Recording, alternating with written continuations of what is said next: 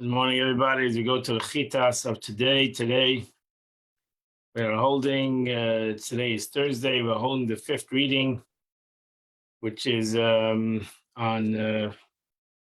chapter 17, verse number 16, in the portion of Kairach. Eidaba Hashem al Moshe Lamer, and God spoke to Moshe saying, Dabel b'nei Yisrael, speak to the Jewish people, Kach mi'itam, and take from them mate leveis avos, and take to them a staff for each father's house. Meis kol anisim, from all the leaders leveis avosam, to their families. Shneim osam matas, take 12 sticks. Ish al shmei tichtav as mateu. Take all these 12 sticks, put them together, and put that each name should be on the stick. Shem Aaron, in the name of Aaron, Tichtiv al Mate Levi. In the name of Aaron, put on the stick of Levi. And because you should have every head of the house, every person should have their stick. Rashi says, although I've divided them into two families, the family of Kohuna, the tribe of Levi, is actually divided into two families, a tribe of Kohuna and a tribe of Levi. It's nevertheless one tribe. The tribe of Levi have two parts to it. The tribe of Levi is different than any other tribe that has two parts. They have the Kehanim, which is the family of Aaron, and they have the Leviim. So they take one stick, and put it in the tent of meeting. Is before the Eidah, before the testimony, before the Arein, which I commune with you there. And there will be that the person that I've chosen, his stick will blossom. I will calm down, turning away from myself, as all the complaints of the children of Israel, which they're complaining about me. And Rashi says, as the waters describe Yesheku, the king's anger abates. So that's what Moshe Rabbeinu said to the Jewish people. And every Nasi gave him mata, Nasi echa, mata Nasi echa. Everyone I gave them a mata, a stick. The base of Versim, Shnei Masa mates. They had 12 sticks. Mata adim b'sech matesa. And the stick of Aaron was between the sticks.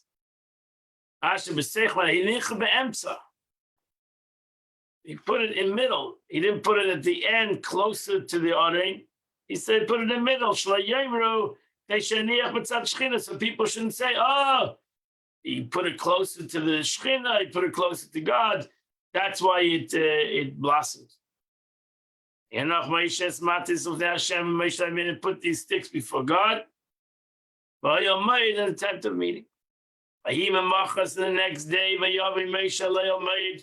the next day, Moshe Rabbeinu came to the tent. And the stick of Aaron blossomed to the house of Levi. He gave 4 blossoms. Sprouted buds, and it produced ripe almonds. Now she says it gave blossoms, a little sense, tzitz. This is the budding of the fruits. The blossom falls off. When the fruit was recognizable, it's recognized there were almonds. Similar expression found in the child grew and was vayigma. This expression is frequently found in reference to fruits of the tree, as in the buds turn into ripened grapes. So that's the word gomal. Gomal means that it's ripened. Now, why did it choose almonds? Why in the pasuk? Why did God choose that the stick should give almonds? That is the fruit that blossoms quicker than any other fruit. Likewise, he who opposes the corner, his punishment should be very quickly. As we find in the case of Uziel, the tzaras that shone upon his forehead. So we see that it happened quickly. The response is quick. See, also Rashi and Jeremiah, the Targum is knotted almonds. They're a cluster of almonds knotted together, one on top of the other. Moshe Rabbeinu took out all these staffs before God.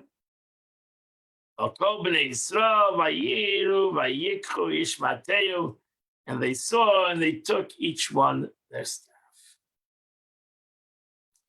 And that completes the Chumash for today. Going on to the Tanya of the day, we are going to chapter 9 of Sha'ar HaYichud Ve'emunah, the portal of faith and oneness of God. So now the Rebbe is explaining, he continues to explain the difference between the wisdom of man and the wisdom of God, and how they are far and beyond in comparison. That when a man thinks of something, everything comes from his wisdom. When man thinks of a concept, and then ultimately to the concept of his action, that is a vast difference. It's a journey, so to say. And one level to the other level is what's called yesh mi'ayin. One level from wisdom to understanding is like something from nothing, because wisdom is infinite to understanding. Understanding is like infinite to words. Words is infinite to action. So everything is relative to its situation. But as the Alter Rebbe say over here, by God, his thought, his wisdom, and his action is all one. But God, by Kodesh Baruch Hu, God to the Holy One, blessed be, Adreges HaChochma, the level of wisdom, Shitchilas Machshava V'Reishisa, is the beginning and the thought, and it's the beginning of everything. Kol b'chachma sisa, everything comes from the level of wisdom. It's the first of the 10 attributes. He's saif ma'aseh. It's to him the final stage of action. By the Eibishter, chachma and ma'aseh are all one entity. In relation to the Holy One, blessed be He, His wisdom is considered, as it were, the quality of the level of action. And to prove it, the Alter Rebbe says, take the verse itself. Kulam bechachma asisa. The verse says, you made them all with wisdom. First glance, it would seem appropriate for the verse to have said something like, you have you have intellect, them all. Why instead of say you have made? Kulam bechachma sisa, you wisdom made it. There's wisdom in it. There's everything that you make in the world has wisdom. There's an architect. There's a chachma in everything that's in the world. No, but here he says kulam bechachma sisa, that they're connecting the wisdom to the action.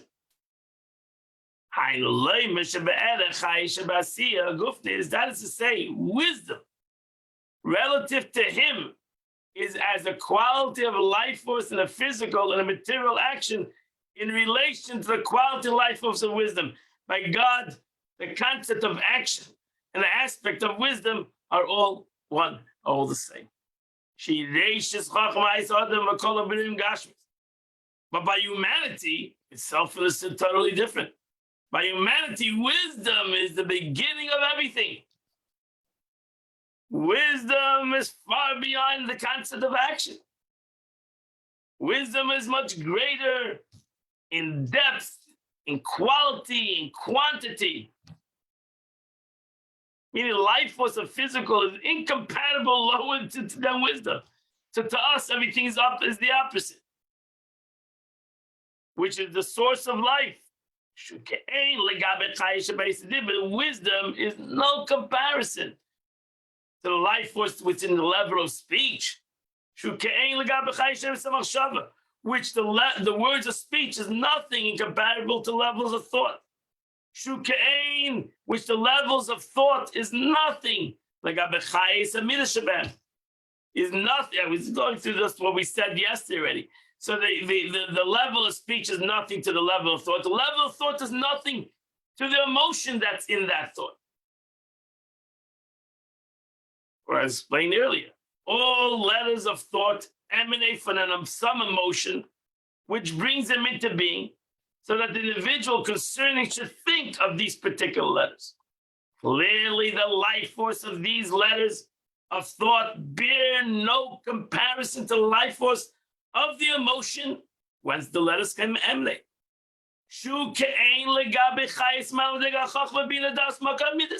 And which in turn, this emotion is nothing in comparison to the life force of the level degree of wisdom, understanding and knowledge, the source of this emotive attribute. Thus, from the level of action to the lofty level of wisdom, from the world, if you're going to go to the world of Atzilus, no comparison between the wisdom of the world of Asiya to the wisdom of the world of Yitzira. There's no comparison to the wisdom of the world of Yitzira to the world of Bria, the world of creation. There's no comparison between the wisdom of the world of creation to the world of Atzilus. There are but 5 levels. Each of one is no kind of comparison to the level above. So everything is relative in this world. Clearly then, the lowest level of action is surely absolutely no account in comparison to the highest level. Because we live in a world of levels. And everything has a quality and a quantity, etc., etc. And everything is a big difference. Which is the level of wisdom in the world of Atzilus. And just as action is infinitely distant from the world of Atzilus. Forget about action, is far away from the whole world of Atzilus.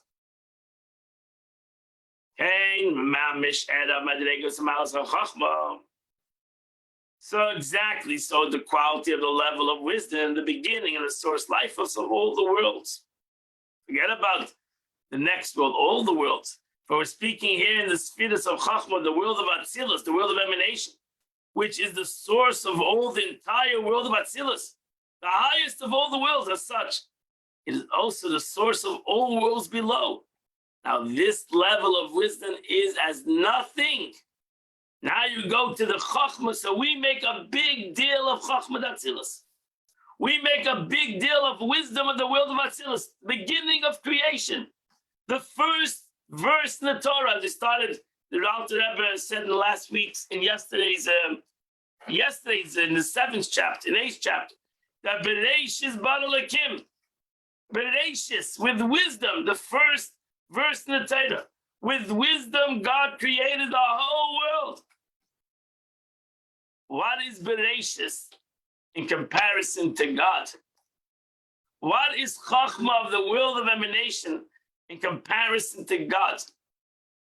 Nothing. The Kodesh Baruch Hu b'chayda master relationship to God, who is b'chayda b'atzmi in his glory and in his essence. He was elevated and exalted by myriads of degrees of elevation. More than the quality of wisdom is elevated over the quality of life force of action. It's far beyond that. Because God is infinite. And wisdom of the world of Atzilus does have a finite concept to it, even though it's the closest to infinity. It's an elevation of only 5 degrees, namely the level of action, speech, thought, emotive attributes, and intellect. Right? We had 5 levels. From speech, from action to speech, to thought, to emotion, back to intellect. 5 levels from Chachma to Maisa. 5 different degrees. Does it travel? It travels from wisdom to emotion, back to wisdom, then to action. The other way back, it actually goes first to Dibur. So it goes wisdom, emotion, back to wisdom, back to speech, then to action. If you're going the opposite, upwards, down, upward, and below to above, it starts action, speech, thought, emotion, back to intellect. The Holy One, blessed be He, is high and exalted above the wisdom by infinite myriads of such degrees. There's no comparison than wisdom of the world of Atzilus and God. So this being so, why do we compare the distance of wisdom from God to the distance of action from wisdom, when in actuality, wisdom is infinitely more distant from Him? So there's no comparison. Now the Rebbe is going to continue to, again, that's only an analogy to us. It's only for us to have some kind of style, but God, action, and wisdom are all the exact same. The upper and the lower, there's no degrees of quality and quantity to HaKadosh Baruch Hu. To God, El Yoin, there's no concept of above and below. There's no such kind of thing. It's all concerning us, not concerning HaKadosh Baruch Hu. It's a very important thing, because again, as humans, we try to humanize, so to say, because we are humans and we think in human thought, and we have to, in our seichel, with our intellect, we have to come to the conclusion that God is above and beyond that concept, that the Eibishter is above and beyond concept of wisdom. And not only that He's above and beyond, but that God, His wisdom and His action, His wisdom and His attributes are all one entity. And what is important to us? That the Eibishter is right here. That's what's important to us. Yechudish Hashem Echad, that God is right here. He's not above us. He's not higher than us. There's no such thing as higher and lower. The Eibishter, God is right here. He's right, not only right here, He's actually within us. Right this moment, the Eibishter is standing in us, in each and every one of us. And that completes the Chumash Tanya of the day. Today is the first day of the month. Within Tehillim, it's chapter 1 through chapter 9. So if you say in your Psalms, chapter 1 through chapter 9, you would accomplish the chitas of the day. And Mitzvah Shem, I invite you all at 10 a.m., either at Chabad or on Zoom or on Facebook, Torah Direct. Come and learn a beautiful sikha, beautiful teaching of the Rebbe on the portion of the week. And I wish you all a wonderful and beautiful day. And Amir Shem, we'll see you all tomorrow at 8 a.m. We'll continue. We're going back to 8 a.m. So at 8 a.m. tomorrow, we'll continue the chitas of the day. Have a wonderful, beautiful